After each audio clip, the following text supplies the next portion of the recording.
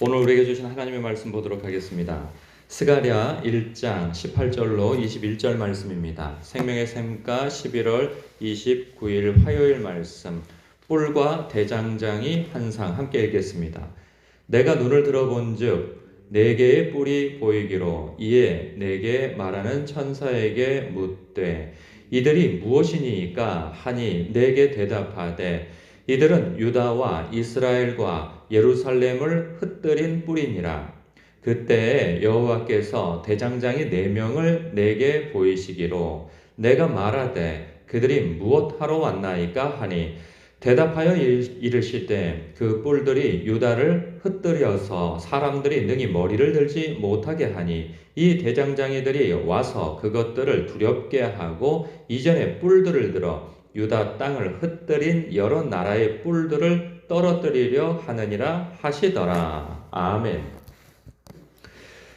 스가랴서에는 8개의 환상이 있다고 했어요. 어제 한 가지 환상 이후에 두 번째 환상이 이어지는데요.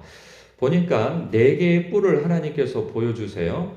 이것이 무엇이냐고 묻죠. 그랬더니 이들은 유다와 이스라엘과 예루살렘을 흩뜨린 뿔이니라.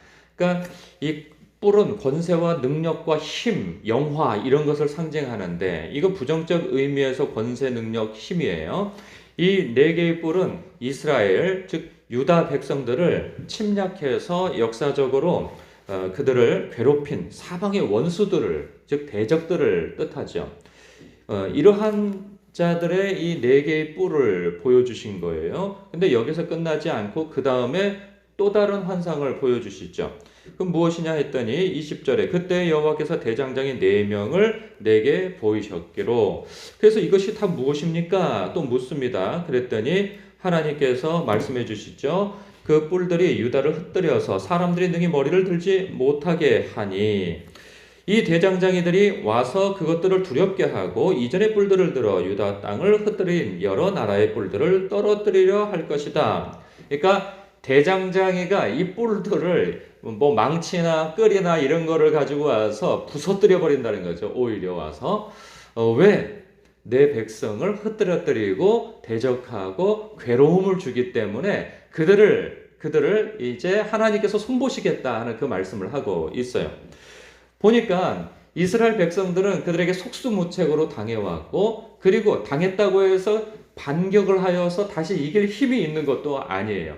여전히 그들은 이 4개의 뿔을 가진 자로서 아주 강력한 힘과 권세를 가지고 있고 여전히 이스라엘 백성들을 괴롭히고 대적자로서 있는 거예요. 그러니까 그들을 의식하고 그들을 두려워하게 되어지면 무엇을 하지 못하게 되어집니까? 하나님의 성전을 지을 수가 없게 되어지는 거죠. 그러면 어디에 마음을 쏟고 살게 되어지는가? 그 원한을 어떻게 갚을 것인가에 대한 그 마음을 갖고 우리 식대로 한다면 우리나라 같은 경우에는 독립운동을 하고 어떻게 해서든지 물자를 끌어모아서 그들을 대적하는데 마음과 힘과 뜻을 다하겠죠. 근데 하나님께서는 그거 하지 말라고 말씀하십니다. 그들에게. 왜? 이 대적들을 물리치는 것은 나에게 있으니 그것을 나에게 맡기라 이 말씀을 하고 있는 거예요. 그러면 하나님의 백성들은 무엇을 하라 말씀하시는 거예요? 너희는 나의 성전을 지으라 그 말씀을 하고 있어요. 그러니까 학계를 통하여서 성전 지을 것에 대해서 분명히 요구하셨고 말씀하셨다면 스가랴서를 통하여서는 하나님께서 그들의 마음을 다잡으시는 거죠. 격려하고 위로하고 힘주시는 거죠.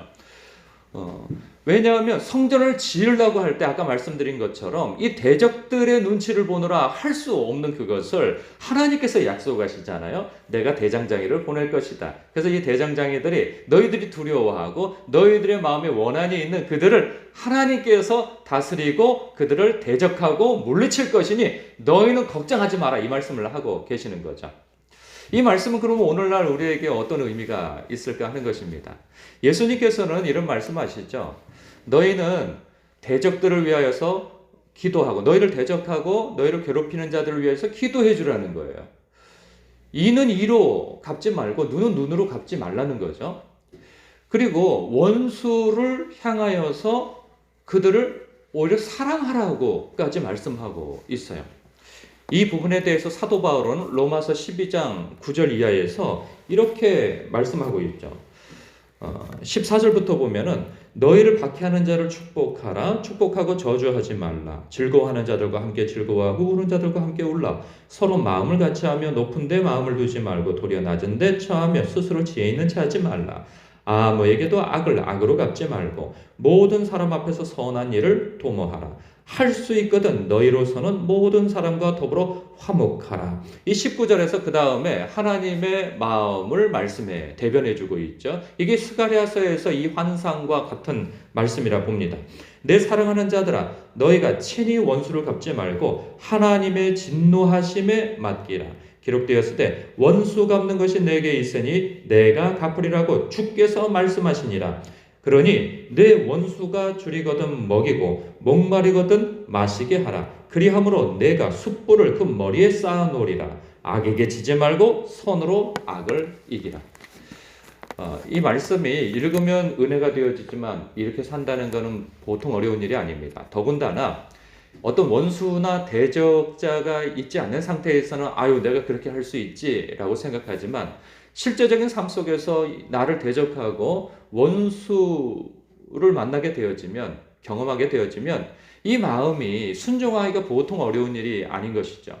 그러함에도 불구하고 성경에서 우리에게 그것을 요구할 수 있는 것은 원수된 나를 위하여서 하나님께서 독생자를 아끼지 아니하셨다고 하는 부분, 그리고 원수되고 악인 되어지며 그리고 약할 때, 죄인 되었을 때 나를 위하여서 하나님의 말씀에 순종하여 자기 몸을 버리신 하나님의 아들을 믿는 믿음 가운데 우리가 살기 때문에 우리가 주님께서 말씀하신 바 내가 원수였을 때에 내가 너를 사랑하여서 나 자신을 십자가에 못 박아 너를 살렸다. 나를 아끼시기 위하여서 원수된 나를 아끼시기 위해서 이 보혈의 피를 흘리신 우리 주 예수 그리스도의 그 사랑, 그 희생, 그것을 생각하고 그것이 묵상되어지고 그것이 인정이 되어진다면 나 같은 죄인 살리신 그 은혜 고마움이 있다면 원수에 대해서 나를 대적하는 이에 대해서 기꺼이 주님이 말씀해 주신 바 선으로서 악을 이길 수 있는 그러한 삶을 살 수 있다 하는 말씀인 것이죠. 이 스가랴서나 그리고 이 로마서에서 그리고 예수님께서 말씀하신 바 원수 갚는 것은 내게 있으니 너희는 사랑을 하고 그 사랑으로서 예수 그리스도의 그 사랑으로 주님의 몸된 교회를 온전히 세워가라. 그 말씀을 하고 계시는 거죠. 내가 생각하는 대적자, 원수, 왼수 이런 사람이 없는 사람은 없을 것입니다. 살면서. 그런데 오늘 말씀하신 바 우리가 위로와 격려가 되어지는 것은 그래도 주님께서 그들을 내가 너의 편이 되어져서 물론 내가 잘못했는데 그 잘못까지 주님께서 감싸 안으시면서 상대방은 실질적으로 하나님 앞에 죄가 없고 내가 죄가 있어서 내 죄로 인하여서 대적하는 사람까지 혼내시진 않으시겠죠. 내가 예수 그리스도로 말미암아 믿음 때문에 어떤 선한 선택 때문에 나를 대적하는 사람이 있다면 하나님께서 그 죄를 물어 그 사람을 대적하실 것이나 이것이 대적하신다면 이것이 나에게 힘이 되고 위로가 되고 격려가 되어져서 그 쉽지 않은 사랑을 그리고 선으로서 악을 이기는 그것을 해낼 수 있는 것이죠. 사실 자기 힘으로 자기 의지로서 할 수 없는 것입니다. 그러나 하나님께서 하신다면 우리는 기꺼이 하나님의 사랑으로 말미암아 그렇게 살아갈 수 있게 되어지는 것이죠. 중요한 것은 우리를 향한 하나님의 그 크신 사랑에 감동하고 흘러넘치는 은혜가 있을 때 이 일이 가능한 것입니다.